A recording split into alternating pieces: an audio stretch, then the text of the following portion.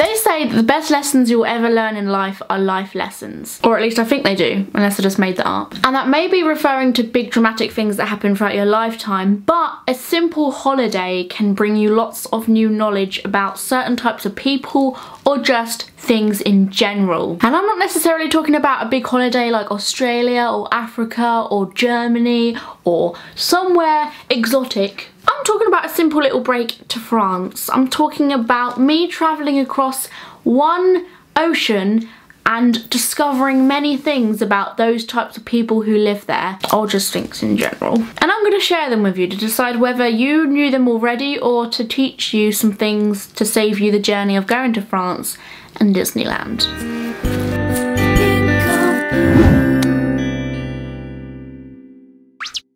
So some of you may not be aware that I went to Disneyland Paris a couple of weeks ago and I had the time of my life. I loved it so much. I tried vlogging a part of it, but my camera died, camera problems, so I wasn't too happy with the actual footage that I came back with. But I made a little vlog anyway, so if you haven't seen it already, then click previous video and you can go watch that.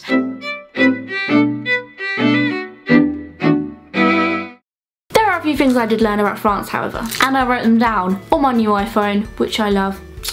And look, very conveniently, you can't actually see because it's not in focus, but there's Disney Princess on my cover, don't worry.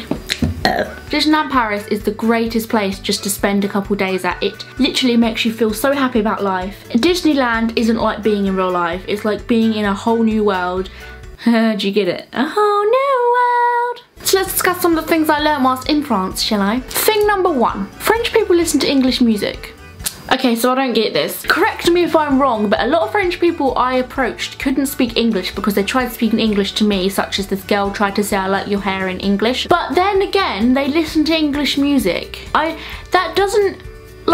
don't listen to French music. I don't listen to any other type of music other than English music. Not that there's anything wrong with that. Someone educate me. Thing number two. French people are really impatient.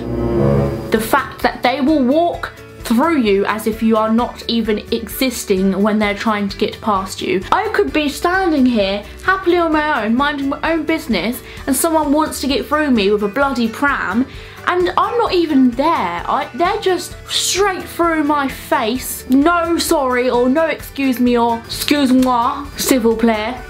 Move your bum out the way. British people have a stereotype that they queue all the time. We queue up when we don't even need to queue up. We make a line when we feel like there should be a line. We don't just say first come, first serve. We make a line. There is a reason people line up. It's so that we get to the place we want in the order we came there. Thing number three. Always charge your camera before leaving on a holiday. So I was really excited about this holiday, not only because I was going on holiday with my two sisters, it would be great fun, I was also going to vlog it so I could look back on it and remember it and share it with you guys and just, yeah. But I didn't charge my camera before I left. I only got time to charge it by about 2 bars, and I brought my charger with me only to discover that the charger wasn't working when I got there for some unknown reason. I thought it was the working charger. I picked up the wrong charger or some crap, and then my camera died, and by the time I actually got to the good stuff that I wanted to record, such as the Disney firework display and such as the parade, my camera was dead, so I couldn't use anything but an iPhone. And then I go and record it this way up instead of this way up. So when you import it into a video editing software, it is shit and is basically very, very tiny on the screen, and there's 2 big black blocks here, and it's just so... So yeah, just charge your cameras before you leave, or just bring a charger that works. Double, and I'm saying triple, check your travelling plans. I explained in my holiday vlog that we basically had a travelling package, which is this big package you pay for and you get all this stuff with it, and part of it was to get a coach from the airport to Disneyland Paris at night time. By the time we got to Paris, we had missed the last bus, so we were basically stuck at the freaking French airport with nowhere to go unless we camped out all night, or if we got a dodgy train somewhere we didn't know, which was risky because we can't read French. We didn't know when they stopped running. A creepy guy asking us if he wanted to get a taxi drive for a cheaper amount than what we would be paying with a normal taxi drive. So we ended up going with him, which was trippy as, and we were very scared, but we got there safely and he was a legit taxi driver. But it was just scary because he was foreign. Well, we were foreign technically, but because we were foreign, we didn't know if he was for real. It was just scary. The bottom line is, we should have checked. We should have double checked whether we could have done what we paid to have done, really. So technically that was Disney's fault. You don't have a parent anymore to take you around to these places. It's you, yourself, and I. Thing number 5. Don't eat anything dodgy when you're on holiday. Mainly because you don't want to be stuck on a holiday with an upset stomach, which is common sense really. But me being me, decides to eat a medium cooked burger, which in my case was not medium cooked, it was freaking pink. And I go and get food poisoning. And that left me ill for the last 2 days, which sucked donkey poop. I ate the burger on the first day and I didn't start feeling ill until the second day. I thought it was just me being hungover. Turns out, no. You're food poisoned. Things were leaving my body I never knew could leave somebody's body. Thankfully I got all the things done that I wanted to get done in the park, such as big rides, so I didn't have to worry about throwing up on a ride. So that was okay, but I was feeling like I had swallowed a load of blades, and I felt like every now and again someone was getting a knife and just shoving it in my gut. I always thought people with food poisoning were just being dramatic, but oh my god, it is the most... You think you're dying, you think that you are having a miscarriage. It is horrible. I could be fine 1 minute and all of a sudden it's like wham! Pain everywhere. Ah! Feel like you're gonna chuck up, feel like you're gonna diarrhea. It's gross. Through that, I shall never eat something I'm not sure of when I wasn't sure of this burger, but I shoved it in my gob anyway. It looked nice and I wanted to eat it anyway, regardless of the pink burger inside it. Why did I do that? I'm such a twat. And 2, I'd been drinking a little, so just dropped my phone. So I was kind of like, meh, who cares?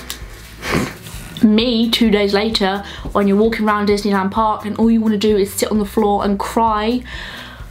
I had to kind of like pretend I was okay though for my sisters because I didn't want to ruin the holiday for them, so I just walked around the park like, oh my god, I'm gonna throw up, I'm gonna throw up. Food poisoning makes period pain a piece of piss. Thing number 6! I said sex, I meant 6. Do not underestimate the Disney Dreams Castle fireworks. Oh my god. So Disney do this thing where they have fireworks like around the Cinderella castle every night, and because it's every night I thought that it wouldn't be as amazing as you see on the TV and stuff. No. Despite the fact I was ill, I watched it and like all pain went away and all my dreams just came alive. The castle fireworks are astonishing. They're so freaking cool, and now every other firework display I see will just be shit because this was just so clever. There was like projections on the castle that made the castle look like it was like tipping upside down and doing all these crazy things. Like Disney characters appeared on the castle. It was just the coolest experience ever, and just don't underestimate the castle fireworks when you go to Disney because they're freaking cool. Thing number 7. Being a Disney princess must freaking rock your socks off. I watched the way them kids looked at them Disney princesses. I looked at how long it took to queue up to go see a Disney princess. Not because they get to wear cool dresses and have cool makeup and cool hair, although that is a pretty good thing, but because they get all the credit that these Disney princesses deserve for doing nothing but looking like them. Think of all these Disney films that kids watch every day and they're like, oh my god, I love her so much. And this woman who just happens to look like Ariel dawdles around Disneyland Paris and all these children treat her like the Disney princess she is, and she isn't actually the Disney princess, she's just someone who looks like her. Do you get where I'm coming from? That must be a cool life, to have all these children look up to you for doing absolutely shit all. Thing number 7, which made me want to rip up my hair, I'm not even kidding you. Kids love to stare, and I always used to wonder why you hear parents say all the time, stop staring, it's rude. Well, now I know kids don't understand how rude it is because kids love to stare. Yeah, it could be my hair. I thought that at first, maybe, you can't really say that if you're the one to dye your hair obnoxious colours, but no. They were staring at my sisters as well. They were staring at anyone else that just walks past. Kids just love to stare. I would be walking anywhere and they'd just be like, and somebody who has really bad problems with people looking at them and eye contact and things like that, it's the most irritating thing in the world. I love kids. I was behind somebody in one of the queues for the rides, and the girl, it was like this.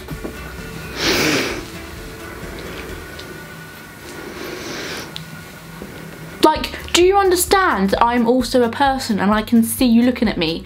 It's like they think you don't exist, again, with the whole not existing thing. I am here, I am a human, and I can see you staring at me. Is there not one part of you that's like, hold on a second, this person may think I'm a little bit crazy for staring at you? Thing number 9! I don't know about the rest of France, but Disneyland have iced tea on tap.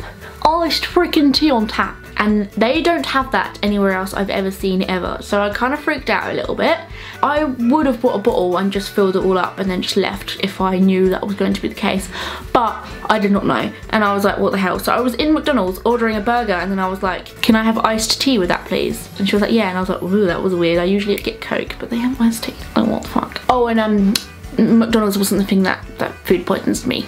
The thing that food poisoned me was a burger from Planet Hollywood. Don't go there. Thing number 10. As a person who travelled when she was a little whittle one, I do not actually remember like the journey to America which I took when I was little. So it was basically like travelling for the first time on a plane. I learned through this experience, planes are freaking scary. I used to think, why would anyone have a fear of flying? But now I kind of know it's a really surreal feeling. If you're sat by the window and you're just like taken off for the first time, the speed the plane goes before it takes off is frightening. And then when you take off, you kind of feel a little bit lightheaded. You're bumping up and down like this as if you were on a train. But then you look out the window and you're like, fuck, there's nothing underneath me and we could die any second. Maybe that's just my morbid mind. It's a feeling you can't describe. But it was a cool feeling. I remember sitting there like, this is exciting. This beats Disneyland. When we get to France, I just want to go home again because this experience could not beat the experience I'm about to experience in France. And number 11. French people are actually really tidy. I don't know if it's the fact that we were in Disneyland and they have really good cleaners and it's very professional and all that crap, or whether French people are so much tidier than people in the UK. Usually you see people in the UK like dropping rubbish and just throwing rubbish and just getting their sandwich and throwing the packaging somewhere. You don't see French people do that. They're very clean. They're much cleaner than us anyway. Is that just a Disneyland thing, or is it genuinely the actual people that live there? That just goes to show the shithole I live in. So there are the things that I learned in France, how random as they were, but they're the main things I can take from that holiday. If you went somewhere recently or you had a life experience that you learned some things from, let me know in the comments. It could be anything. You could just be like, I went to my nan's the other day and I learned never to leave my dinner on the floor because dogs will eat it. That example came from the top of my head. No idea why I said it. Let me know what they are in the comment section below, please. And if you can relate to any of the things I said in this video, or you just enjoyed this video, please do give it a thumbs up. And that's a wrap today, guys. I hope you lot enjoyed. If you did, subscribe to my channel and you can be notified every time I make a new video somewhere around here. And I will see you for my next video, which will be very shortly. Bye guys!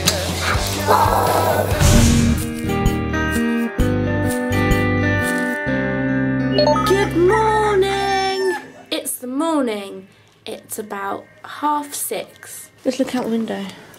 Show them your tights. This is the view I was trying to show you yesterday. Mickey Mouse. Will it say? Oh gosh, I couldn't see. He does talk. She was saying how Mickey doesn't talk, but I swear he does. He has that really like queer little voice. And I'm just wearing my kitty cat top and my